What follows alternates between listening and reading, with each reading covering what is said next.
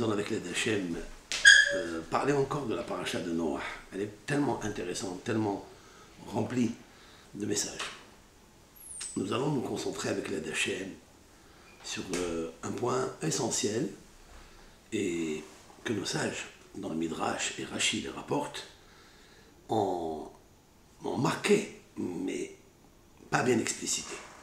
J'ai vu plusieurs mefarshim, plusieurs commentaires sur ce Rashi que je vais citer maintenant, et nous allons poser quelques questions, réfléchir ensemble et donner une réponse qui est un besoin, une aide pour chacun de nous, pour son évolution, son élévation spirituelle. Le Rashi, Alav Shalom, c'est-à-dire le prince des commentateurs, Amenora Théora, il dit la chose suivante. Il dit que, en fait, Noah était tzaddik. Il était tzaddik, c'est quoi la notion de tzaddik? Rashi explique dans la Gemara, c'est qu'il était tzaddik à Anav Veshafel, à savoir, il était humble, il était effacé. Voilà ce que ça veut dire tzaddik. L'explication de tzaddik, normalement, c'est tzaddik ben ma'asav. C'est-à-dire il est juste dans ses comportements, dans ses affaires. Il explique que, le Midrash d'ailleurs, que quelqu'un qui est tzaddik, c'est quelqu'un de tzodek. C'est-à-dire tout ce qu'Akadosh Baruch Hu lui a demandé de faire, il le fait. Le Hassid, c'est quelqu'un qui ajoute un peu plus pour Akadosh Baruch Hu parce qu'il a compris qui est Akadosh Baruch Hu, il est avec de mais ahava, avec amour, il ajoute des choses. Là, Noah était tzaddik, tamim ben mahshaba, c'est-à-dire il était intègre dans sa pensée, donc dans son cœur. Voilà ce que nos sages disent. Mais lorsque la Torah a ajouté ce mot, Haya bedorotav, il était dans ses générations.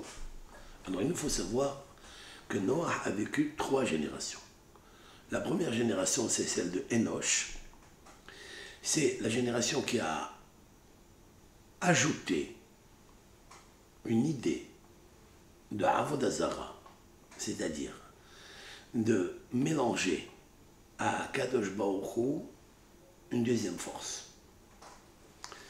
Et ce que la génération de Enoch a traduit, qu'est-ce que Kadosh Baruch Hu? Kadosh Baruch Hu, il existe autant que Elohim, c'est-à-dire il y a une force suprême qui gère le monde, mais de très très loin. Il lui a mis les statuts, il lui a mis l'équilibre, et si on dérange cet équilibre, alors il y a une catastrophe dans le monde. Eux, ils le savaient, ça. Donc, mais ils ne savaient pas que le Baruch Hu, il est medakdek, c'est-à-dire il est minutieux, et il est mashgiah, et il est providence divine, individuelle, à chaque instant. Et c'est ce que Noah a vraiment compris, que non, que Kadosh Baruch Hu existe, et que c'est à nous de le rapprocher vers nous. C'est ça le but de l'homme, c'est de rapprocher Akadosh Baruch Hu vers soi-même, de l'intégrer en toi-même et de vivre comme lui. C'est-à-dire, Rahum Afatan Rahum, lui il est pitié, il est clément, toi aussi. Il est Ba'al Tzedaka, il fait de la miséricorde, il fait de la Tzedaka, de la charité, toi aussi. Il fait de la justice, toi aussi. Ça veut dire, on amène Akadosh Baruch Hu vers nous. Eux, ils n'ont pas fait une chose pareille. Eux, ils ont dit qu'il existe un dualisme, il existe une force qui dirige le monde. Mais ce n'est pas une, il y a plusieurs. Le feu est une force, l'eau est une force, mais ça n'est pas celui qui dirige et qui gère la puissance eau, c'est le même qui dirige la puissance feu, etc. Nous, on dit Hachem Echad, ça veut dire l'Éternel est un, et c'est lui qui dirige toutes les forces. Il n'y a aucune force qui a de la force sans la puissance nécessaire de Akadosh Baruch Hu et la dictée de Dieu. Maintenant, Akadosh Baruch Hu, il doit exterminer le monde. Ok? Et voilà que le Midrash nous dit au sujet du pasuk Emhe et Adam Asher Barati. L'Éternel a dit, voilà, ça se trouve dans le chapitre 6, dans la péricope de Bereshit. À la fin, vous trouverez en ces termes. Vayar Hachem qui rabat Ra'at à Adam. L'Éternel a vu que elle est grande, la méchanceté de l'homme, Ba'aretz, sur la terre, bien sûr pas sur le ciel. Mais Ba'aretz, ça veut dire quoi Ba'aretz? Ça veut dire que, explique le Kliyaka, Rabbi Ephraim de Lotchiz, il explique en fait, Akadosh Baruch Hu, il a créé en l'homme, puisqu'il l'a tiré de la terre, cette terre elle est matérielle. Et la matérialité se trouve dans la pesanteur de la terre parce qu'elle est noire, parce qu'elle est lourde. Et donc, l'homme est créé par cette terre, et cette terre lui donne le Yitzhara. Et ce Yitzhara qu'il a, c'est plus par la terre, d'où il est pris, parce que c'est le Homer, c'est le matériel. Et à Kadosh Baruch Hu, il voit que la Neshama qu'il a insufflé en lui, il ne suffit pas de s'extérioriser et de dominer l'obscurantisme où il se trouve. Parce que la terre domine tous les autres éléments de base. C'est ça. Vayar Hachem et Hachem, la miséricorde, qui rabat Ra'at Adam. D'où vient la multitude méchanceté? D'où vient l'impie de l'homme? Ba'aretz. C'est parce qu'il se trouve dans la terre. Et toutes les pensées de son cœur, ça veut dire que toute la journée, il ne pense qu'à faire du mal. Bon, il va immédiatement après, il est marqué, Vayinahem Hashem. Et l'Éternel, le tétragramme, qui a ça, et à Adam, qu'il a fait l'homme Ba'aretz, Vayita'atsev El Libo. En fait, il s'est consolé qu'il l'a fait au moins dans la terre. Parce que, dit le Midrash, s'il avait fait du ciel, il aurait même dérangé les supérieurs. Il aurait pu détruire même les Malachim, comme ça dit le Midrash.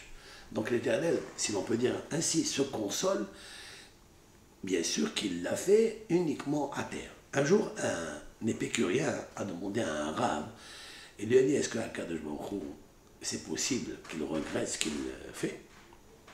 Puisque c'est marqué, l'Éternel, il a été triste dans son cœur. Ça veut dire quoi? Ça veut dire qu'il est éternel ou il n'est pas? Est-ce qu'il a la puissance de voir le Nolad, c'est-à-dire le futur, ou pas? S'il a créé de la terre, et sait que le Homer, la matière terre, elle peut amener l'homme au Yitzhara. Ce sont les ta'avot, ce sont les pulsions que nous possédons tous. Donc ils viennent d'où? Ils viennent de ce matériel qui est en nous, qui est la terre. Donc on est attiré vers elle.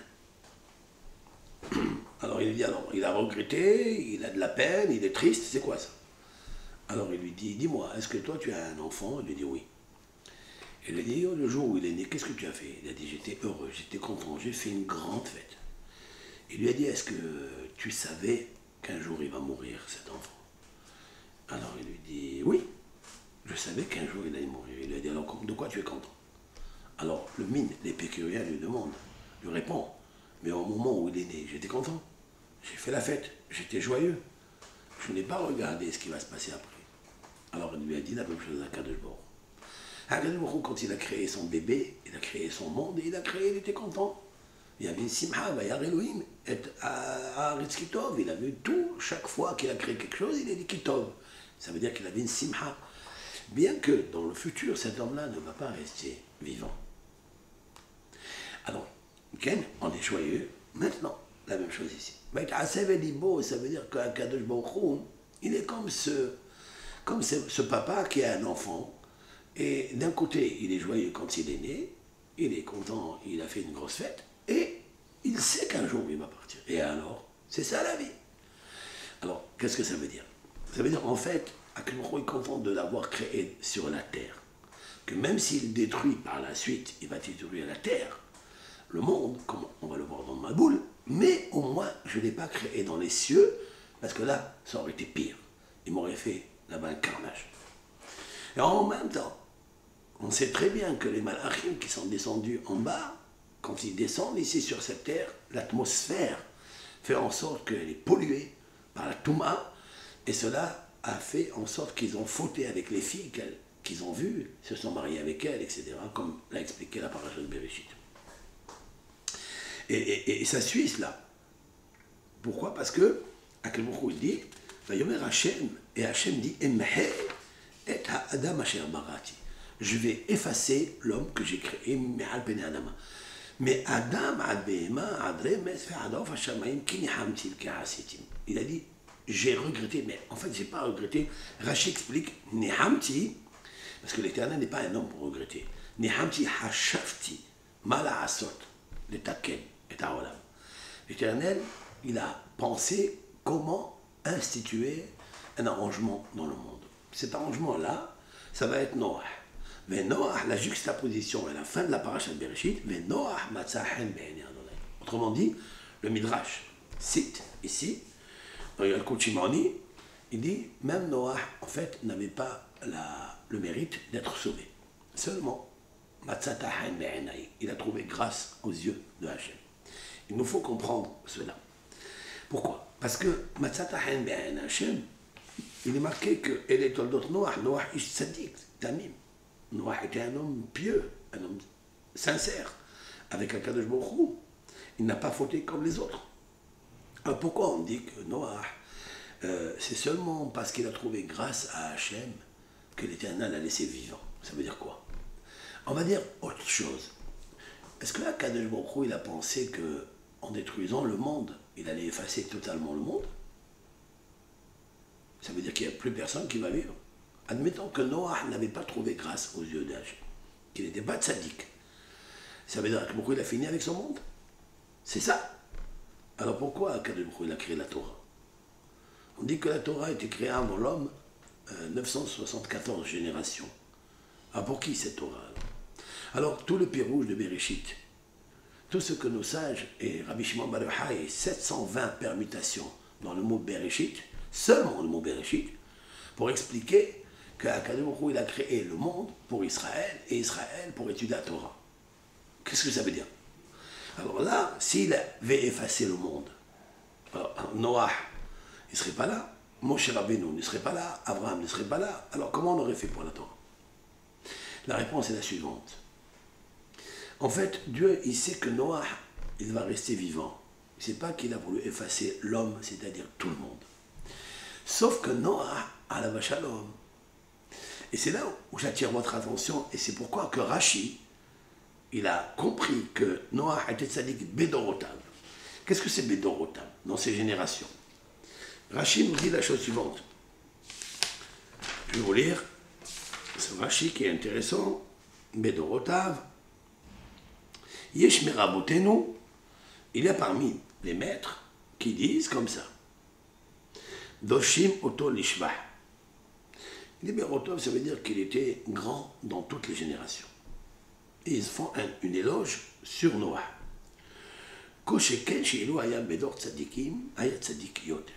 À plus forte raison que s'il était dans des générations où toute la génération est de gens pieux, des gens justes, il aurait été encore plus grand tzaddik. Et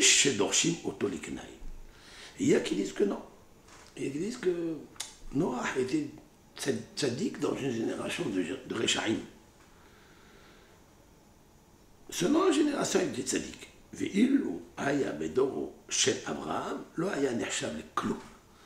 Et si il était au temps d'Abraham, dans la génération d'Abraham, il ne serait pas considéré comme rien. C'est un peu difficile ça. Qu'est-ce que ça veut dire comme rien? Alors, c'est ça que tous les Mefarshim ont essayé d'expliquer. Nous venons de dire que, d'après le Midrash que j'ai cité, en effet, même Noah n'aurait pas dû être sauvé par Akadosh Baruch Hu, c'est parce qu'il a trouvé grâce. Donc c'est un cadeau qu'il lui a fait. Mais la question que je me pose, mais pour trouver grâce à Hachem, il faut des mérites. Comment on trouve grâce comme ça, sans rien faire? S'il était dans la génération d'Abraham, il serait considéré comme rien. Mais voilà, tu as dit que tu trouves grâce à Hachem. Mais non, Matzahen. Vous connaissez toute et tous la Torah de Aleph, de Rabbi Nachman de Breslev, qui parle du Hen, qui parle de la grâce. Pour trouver grâce, il faut la Torah. Maintenant, la question est de savoir, est-ce que Noah avait la Torah pour trouver grâce? Parce que le roi Shlomo, dans les Proverbes, a dit Ya'alat Hen. La Torah, elle est une biche d'amour et qui fait monter sur les lecteurs, sur ceux qui étudient la Torah, du hen, c'est-à-dire de la grâce.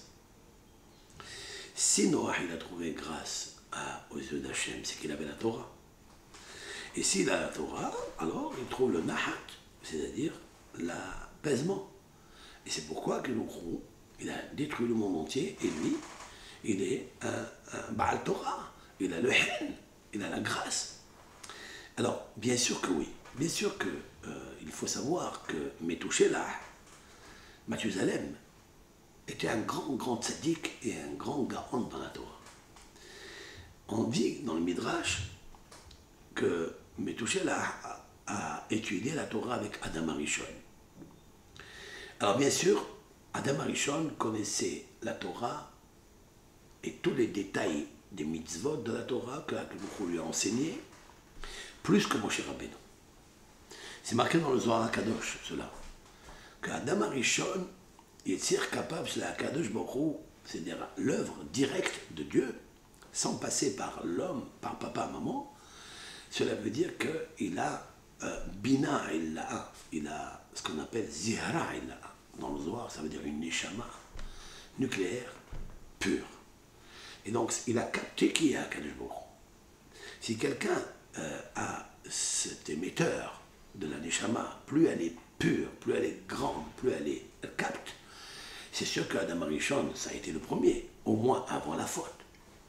Et donc, quand Adam Arishon a réceptionné cette neshama de Akadosh Baruch Hu, ça veut dire qu'il a reçu une intelligence tellement grande pour pouvoir comprendre tous les détails et les raisons de toutes les mitzvot de la Torah. C'est pourquoi Rabbi Shimon bar Yochai dit qu'il est plus grand que Moshe Rabbeinu. Maintenant, il nous faut savoir que cette Torah-là, il l'a transmise. Puisque même s'il a fait la faute, il a fait Teshuvah. Shabbat, il a dit Mizmor Shir Yom Shabbat. Et Shabbat, c'est l'étude de la Torah. Ça veut dire, qu'est-ce qu'on fait Shabbat? On ne travaille pas, et donc on chante à Hachem. Ça veut dire chanter. Chanter, ça veut dire étudier. C'est approfondir les textes bibliques, les textes de la Torah orale, et pénétrer le sod de la Kadosh Baruch Hu. C'est sûr et certain qu'Adam Arishon, qui comme lui connaît le Zohar HaKadosh par cœur, avant que le Zohar soit né, avant qu'il vienne Rabbi Shimon bar Yochai, avant qu'il vienne Rabbi Akiva, c'est sûr et certain que Adam Arishon connaissait tous les sodotes de la Torah. Alors, quelqu'un qui connaît tous les sodotes de la Torah, c'est sûr qu'il vit avec Akadosh Baruch Hu, il est branché avec Akadosh Baruch Hu. Parce que sans les sodotes de la Torah, sans connaître les sodotes, les secrets de la Torah, du Zohar, ou du Etz Haïm, du Harizal, on ne peut pas connaître Akadosh Baruch Hu. Comme dit le Zohar lui-même, que celui qui fait les mitzvot, il étudie les mitzvot, il étudie la Torah comme elle est, c'est-à-dire le sens littéral, le sens midrashique, sans le sens ésotérique, il n'aura que le Gan Eden en bas. Mais il n'aura pas le Gan Eden de la Neshama en haut. Il ne peut pas rentrer là-bas. Le Zohar HaKadosh dit que si un homme ne connaît pas le sodot de la Torah, les secrets de la Torah, comment il peut connaître son Créateur? Comment sa Neshama peut se brancher avec le Créateur qui... Il y a des milliards et des milliards de façons comment voir HaKadosh Baruch Hu. Mais on ne peut le voir, chacun à son niveau, que selon le sod de la Torah. Comme s'explique le Gaon Ben Ish Hai dans son livre Da'at U'Tvuna, dans sa préface, il amène ce Zohar-là, et il dit, c'est pas possible. Il dit à Kadosh Baruch Hu, il les laisse à l'extérieur. Il y a des malachim dans le olam Emet, c'est dans le olam de la Neshama, pas le olam en bas, du gouffre et du rouah, du nefesh et du rouah. La Torah, elle donne le rouah. La Torah, dans la façon de l'étude midrashique, ou selon le sens littéral, ou le remez, l'allusion, elle vous donne ce souffle d'esprit, d'intelligence. La mitzvah, qui se fait toujours par un corps, par un support matériel, comme le talit, comme les tfilin, comme le lulav, la mezouza, ce sont des supports matériels, elle vous donne un corps, le nefesh, nefesh rouah. Grâce à cela, on a rempli la batterie, on a chargé la batterie de mitzvot, de rouah, de gouffre, on a nefesh rouah pour jouir après 120 ans, après qu'on quitte ce monde, jouir dans le Gan Eden, dans le paradis terrestre. Il existe le paradis terrestre. Mais la Neshama, elle ne monte pas dans les Olamot Ha'elyonim, dans les mondes d'émanation, etc., de la Bria. Bien sûr, il y a des niveaux aussi. Là aussi, il y a des partsoufim, ce qu'on appelle des partsoufim. Elle ne monte pas là si elle n'utilise pas le sod de la Torah. Qui, comme Adam Arishon, connaissait Akadosh Baruch Hu, où les Malachim disaient de lui Kadosh, Kadosh, Kadosh. Ils ont pris Adam Arishon avec sa chorma, sa sagesse. Ils ont vu qu'il avait tous les secrets de la création. Comment appeler le lion lion, sans savoir qu'il s'appelle Arié. Comment il a défini les caractères, toutes les forces qui cachaient dans le lion pour l'appeler Arié, ou pour l'appeler Namer, ou pour l'appeler Shor, ou Hamor. C'est Adam Arishon qui a donné des noms à chacun. Ça veut dire qu'il savait quelles sont toutes les puissances cachées en lui. Et donc, Adam Arishon connaît le secret de son créateur. Lui, toute cette Torah que je viens de vous dire maintenant, le secret des secrets de Akadosh Baruch Hu, du sodot de la Torah, il l'a transmis à Metouchelah. Metouchelah l'a transmis après à Lémer. Et Lémer l'a transmis à son fils Noah. Et c'est la raison pour laquelle, lorsque Noah est né, là-bas il est marqué celui-ci va nous consoler de nos actes et va nous consoler de la tristesse de nos doigts, des mains. Alors, le Midrash demande, Lémer, donc le père de Noah, il dit, cet enfant qui vient de naître, je l'appelle Noah, Vaïkra et Shemo Noah, je cite le texte, les morts pour dire, ça veut dire pour dire, ça veut dire de dire aux générations qui vont venir. Car il y aura d'autres générations à l'avènement messianique, qui vont passer bien sûr par les pogroms et les 4 exils, mais il arrivera un moment où le Maboul va revenir, et que le Tikkun de Noah, c'est-à-dire le Brit Kodesh, c'est lui qui va réparer la génération.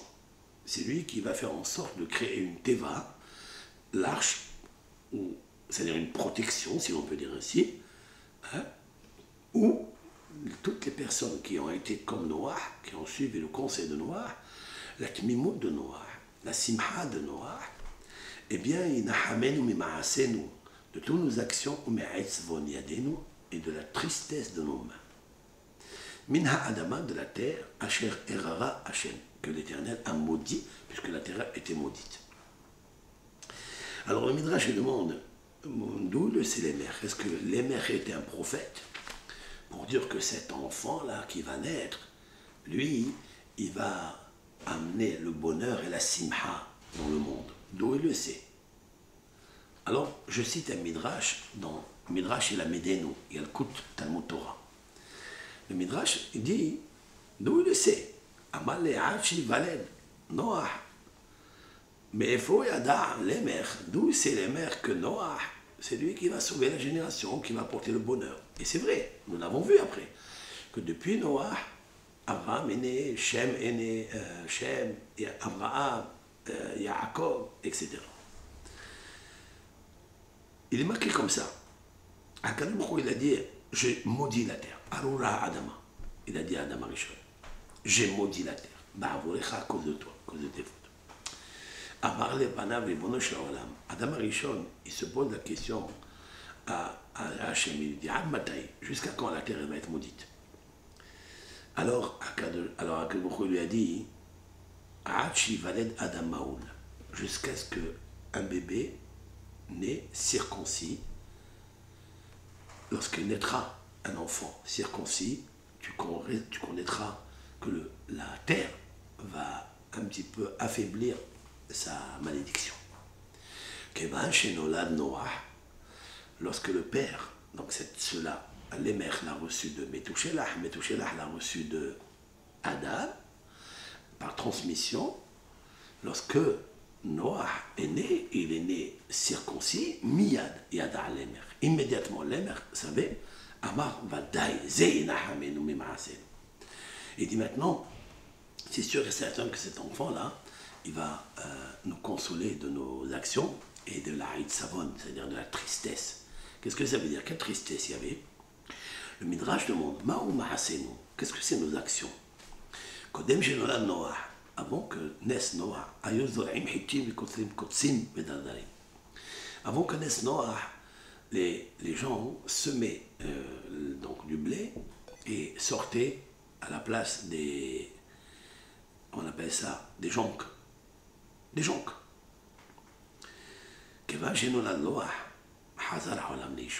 Lorsque Noah est né, la terre est redevenue comme avant. Ça veut dire, Zorim Hitim, Kothrim Hitim. Ils sèment la Hitim, c'est-à-dire les blés, et ils récoltent le blé. Seorim, Kothrim, Seorim. Le monde est revenu à l'équilibre normal. La nature a repris le même envol qu'elle avait avant la faute. Vélord, pas seulement ça. Et là, Noah, avant que naisse Noah, aussi Melacha Bidéhem, avant que Noah naisse, ils faisaient le travail avec leurs mains.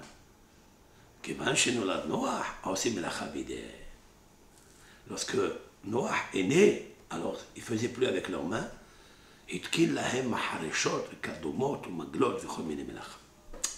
Noah a fait le forgeron, c'est-à-dire il a commencé à créer des outils de travail. La charrue, la pioche, le magal, ça veut dire la faucille, pour travailler dans le champ. Donc on voit de là que Noah a apporté au monde une simha, un yishuv, c'est-à-dire une tranquillité dans le monde. Et ça, c'est très important. Et bien sûr, si je voulais parler de Rav Nachman de Breslev, Alav Shalom, qui est né dans la paracha de Rosh Hashanah, c'est-à-dire de Bereshit, quoi. Puisque le monde et l'homme a été créé à Rosh Hashanah. Alors, toute cette force de Rabbi Nachman de Breslev, d'où il a tiré? Il a tiré d'ici. Il a tiré, en fait, de sa naissance. Pour Rabbi Nachman de Breslev, il dit, celui qui vient chez moi à Rosh Hashanah, depuis quand un tzaddik, c'est la question que je répondrai à tous ceux qui posent des questions, qui disent depuis quand un homme peut dire venez chez moi à Rosh Hashanah, et celui qui vient chez moi, je vais te mettre la neshama, je vais lui donner la simha dans sa vie. Mais c'est quoi une chose que Rabbi Shimon Bar Yochai n'a pas dite, que des gens plus grands que lui n'ont pas dit. Alors, quelle est la réponse? La réponse est très claire. C'est parce que le nom de Nachman se trouve ici, dans la paracha. Il est né à Rosh Hashanah. Il est né, en fait, il n'est pas né à Rosh Hashanah, il est né le 1 Nissan. Très important de savoir pourquoi. Mais il est décédé à l'époque de Rosh Hashanah. Ça veut dire, en fait, le 4e jour de Sukkot, où on reçoit Moshe Rabbeinu comme Me'areah, comme un hôte. Pas comme invité, comme hôte. Hôte, ça veut dire celui qui te reçoit. C'est pas toi qui le reçois. Et donc, c'est le 4e jour de Moshe Rabbeinu. Et donc, on voit qu'il y a une puissance extraordinaire d'un tzaddik. Il est lié avec ce tzaddik. Et qu'est-ce qu'il a, ce tzaddik de Moshe Rabbeinu? Ben, Moshe Rabbeinu, il est né Mahoul, il est né circoncis, très clair. Et que Noah est né circoncis. Et d'après le Harizal, Noah, il va revenir en Moshe pour être Mitakenoto. Donc, Rav Nachman de Breslev, il est marqué ici, Zé yenahamenu mimaasenu. Dans yenahamenu, il va nous consoler. Il y a Yud au début, Vav à la fin, Yud Vav. Il reste au milieu Nachman.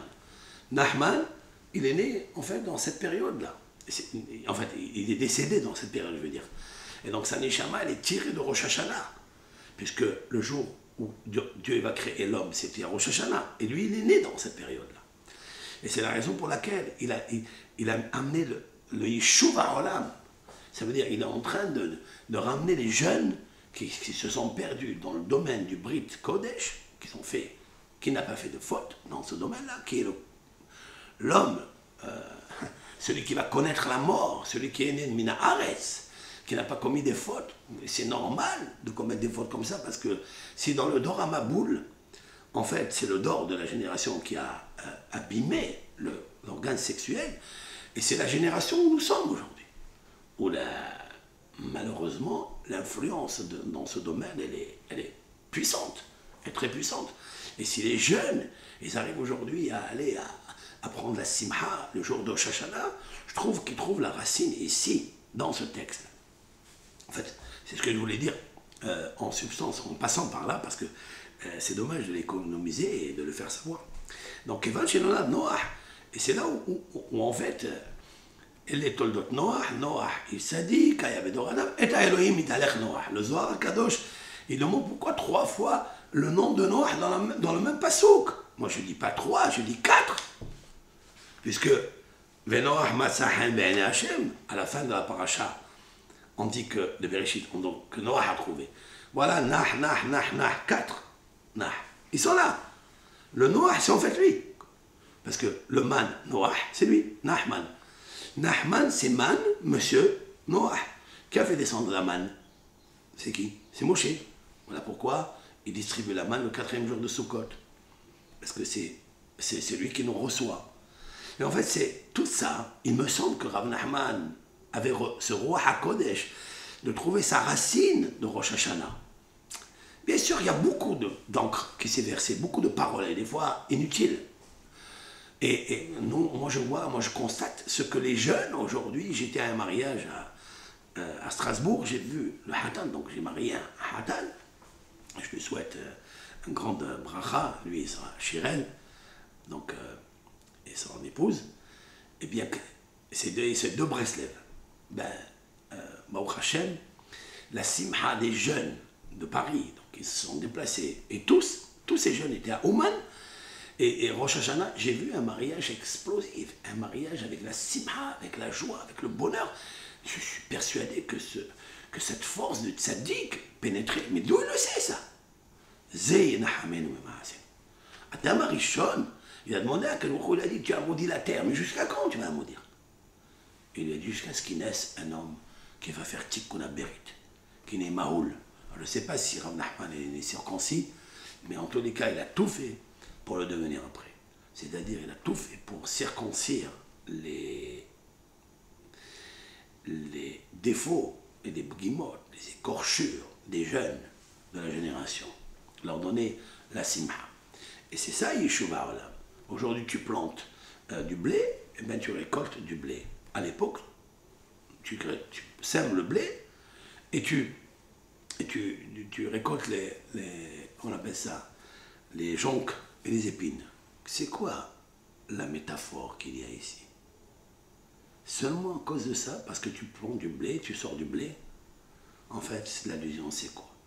C'est que le tikkun abrit, c'est qu'il faut semer du blé. Ça veut dire le vrai zera pour avoir du blé, pour avoir un bon enfant. Avec da'at, parce que le blé c'est quoi? La Gemara dit que celui qui mange le blé, ou que l'enfant ne peut dire des mots, seulement s'il a mangé des céréales, du blé. Parce que le céréal s'appelle hita, et le hita c'est da'at, c'est un arbre qui donne de la connaissance, c'est-à-dire la parole. Alors s'il donne la parole, c'est quand tu manges du blé. Alors, quand tu plantes du blé, ça veut dire quoi? C'est la semence. Quand tu la fais sortir d'ici, des mouhina ilahin, tu la donnes dans la matrice de la femme. C'est ça le shalom bayit. Tu fais sortir du blé. Mais si tu plantes quelque chose, hitim, et tu te sors des joncs, ça veut dire que la progéniture, elle fait zigzag, et c'est après des fois des épines et des rances aux yeux des parents, ou bien ils sont pris dans les menottes de Yitzhara, de cette femme-là, féminine, la force qui attire la sexualité, etc., ça c'est gravissime. Et c'est ça en fait qu'il dit. C'est pour ça que toute la bataille rangée du Rav, c'est d'y aller et de faire le travail de Tikkun Abrit. Et Sod, il y avait des rabbanim qui ont fait ça avant. Mais dans notre génération, celui qui a le plus réussi, c'est lui. Pourquoi? Parce que la racine, elle se trouve ici. Rosh Hashanah, elle est là, Bereshit. C'est dans Parashat Bereshit qui est marqué ça. Bereshit, et là il est marqué Zeh Nahamenu Ma'asenu. Il y a marqué 4 fois Nah, donc c'est lui, ça Nahman. En fait, c'est Menahem qui nous dit ça. Mais c'est Menahem, c'est parce que Manham, c'est de la manne chaude que je vous transmets aujourd'hui. Voilà donc ce que je voulais, avec la de Hachem, dire. Maintenant, qu'est-ce que ça veut dire que Noach n'était pas un tzaddik, alors qu'il a trouvé juste du hen, mais avant de trouver du hen, il faut recevoir la Torah. Et la Torah, il l'a reçue de Adam, et Adam a Metouchelach. Metouchelach a Lemer. Lemer, c'est l'anagramme du mot Melech. En fait, le Melech HaMashiach, qui est le père de Noach, parce que Noach, c'est le Mashiach, en fait. C'est le Mashiach de la génération qui a sauvé. Si on est ici aujourd'hui, c'est grâce à Noah. Et Noah, c'est en fait le Brit Kodesh. Quand est-ce que le Melech va venir, Melech HaMashiach, qui va traverser toute la génération du Maboul, c'est quand il y aura Noah. Quand on fera très attention à Nah, ça veut dire le Brit Kodesh qui s'appelle Noah. Parce que Noah, il apporte la satisfaction dans le couple, en fait.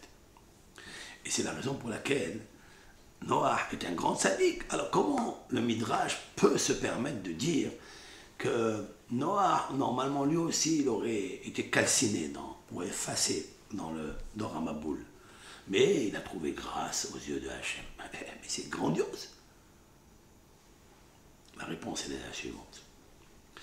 La réponse que je vous donne, elle ne m'appartient pas. Elle appartient à un rave qui s'appelle Rabbi Yosef Yozel Horowitz de Novardok. Dans son livre Madrigat Adam. Il dit en fait, il y a deux forces du tzaddik. Il y a la première force du tzaddik, c'est qu'il est émet et il combat le mal qui est à l'extérieur.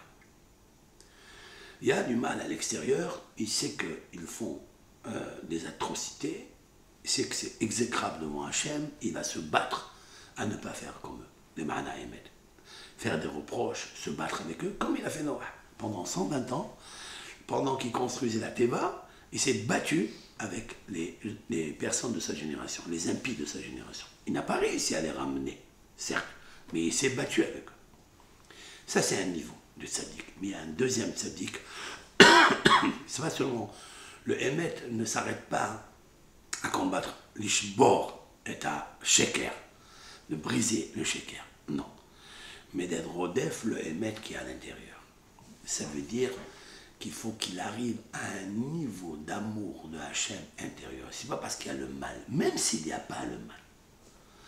Et là, Noah n'était pas celui qui, à l'intérieur de lui, allait chercher l'amour de Akadosh Baruch Hu. Pourquoi? Parce que s'il avait cherché l'amour de Akadosh Baruch Hu, eh bien, il aurait vu dans les créatures de Akadosh Baruch Hu, et il serait battu pour les sauver et demander la miséricorde.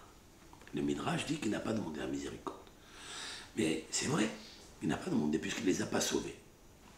Alors d'où vient en fait la petitesse de Noah? C'est en rapport avec Abraham Avinu.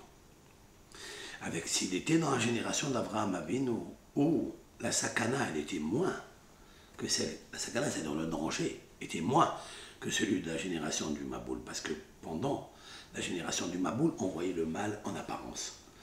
Dans la génération d'Abraham Avinu, on ne voyait pas le mal du tout. On voyait que la Avodah Zara. La Avodah Zara, c'est psychologique, c'est à l'intérieur. Personne ne le voit. Et Abraham Avinu, même que c'était caché, il est allé chercher toutes les forces puissantes qu'il a latentes en lui, et les a dévoilées pour aller chercher les créatures, même qui sont en fait d'Avodah Zara, mais c'est une psychologie, c'est une théologie qu'ils ont, elle peut se corriger facilement. Elle peut se corriger vraiment. Si Noah était dans cette génération, puisqu'il n'y a pas de mal, puisqu'il ne voit pas le mal, comme dans sa génération où les animaux étaient pervers, où les hommes étaient pervers, homosexuels, etc. En voyant le mal, on peut combattre le mal par le Hémet, mais s'il était dans la génération d'Abraham où on ne voit pas le mal, c'est tout psychologique, c'est idéologique. Là-bas, peut-être, il ne serait pas de l'eau chaude, il serait peut-être de l'eau tiède. Il n'aurait pas travaillé, il serait resté un homme normal. Là, tout le travail, je répète, tout le travail de Noah, c'est parce qu'il voit le mal. Il voulait, avec le Hémet, briser le mal. Mais s'il n'y avait pas le mal, il n'aurait pas travaillé sur lui. À quoi ça ressemble, dit le sabbat de Novardok? Quand quelqu'un prend dans le train classe A, cette classe pour les businessmen, il est assis dans un moment de shalom, hein, un moment de shalom, il prend, dit qu'est-ce qu'il est? Il est riche. Mais au moment de guerre, où tous les soldats, ils montent dans le train pour aller combattre l'ennemi, et on ne donne pas la préférence à un ou à un autre. Tous ceux qui montent dans les wagons, ouais, eh ben, ils montent. Eh bien, s'il monte dans le première classe, on va dire qu'il est riche? Non. Parce que c'est un moment de héros, un moment de guerre. Oui, la même chose. Et dis-toi, Adam Arishon, tu es en première classe parce que c'est un moment de guerre. Et alors ça quoi, c'est pas une preuve. Mais si c'est un moment de Hérout, un moment où il n'y a pas la guerre, comme chez Abraham Avinu, il n'y avait pas tous ces abominations, apparentes au moins, qu'est-ce que tu aurais fait? Tu aurais rien fait. Voilà ce que disent le reste. Le premier dit, oui, mais on voit que chez Noah quelque chose de grand. Il dit, mais ça ne suffit pas pour un cas de bourg. Ça ne suffit pas pour un cas de bourg. S'il n'avait pas trouvé grâce à Hachem, lui aussi, il serait effacé du monde. Parce que ce que cherche Akadosh Baruch Hu, c'est une personne, comme Moshe Rabbeinu. Laquelle? Et je vais vous dire quelque chose d'extraordinaire. C'est que Moshe Rabbeinu, pas seulement qu'il a prié pour sa génération, pas seulement qu'il a tout fait pour sa génération, mais il s'est effacé pour sa génération. Et c'est ça en substance. Akadosh Baruch Hu dit, Vayomer Hashem emhe et ha'adam asher barati. Je veux effacer l'homme que j'ai créé. Moshe Rabbeinu a dit, tu veux effacer? Moi, efface-moi. Mais henina misifrecha asher katavta. Efface-moi de ton livre, efface-moi de la vie. Un dirigeant qui est prêt, pas seulement à prier, à demander la charité à Hachem, ça ne suffit pas. Il faille aller s'effacer pour le peuple. Et ça, il n'y en a pas beaucoup. Voilà pourquoi peut-être Rav Nachman de Breslev, qui se trouve un petit peu dans ce domaine ici, il a dit que celui qui vient au Rosh Hashanah et du Gehinam, s'il est dans le Gehinam, je le tire avec les péotes. Je le tire avec ses péotes. C'est quoi ces paroles? Ça veut dire qu'il a voulu nous montrer qu'il est capable de s'effacer pour l'autre. De se donner corps et âme. Même dans le Gehinam, il ira là-bas pour chercher le juif. Pour chercher. Ça fait plaisir à la Neshama, ça. Ça fait plaisir à un Ben Israël. D'où on le sait ça? Moshe Rabbeinu. Parce que Moshe Rabbeinu a dit, mais Henina, mais c'est vrai. Dans le Midrash, on peut comprendre pourquoi maintenant Noah n'est pas plus grand qu'Abraham. Mais Abraham n'est pas plus grand que Moshe. Parce qu'Abraham, il est plus grand que Moshe, que Noah. Certes, ça va. Parce qu'il a prié pour sa génération, mais il ne les a pas sauvés. Si Abraham, il avait dit à Hachem, efface-moi si tu effaces Sédom et Gomorrhe, efface-moi. Peut-être qu'il n'aurait pas effacé Sédom et Gomorrhe. Si Moshe était dans la génération d'Abraham, il aurait dit à Akadosh, cette créature, efface-moi à leur place.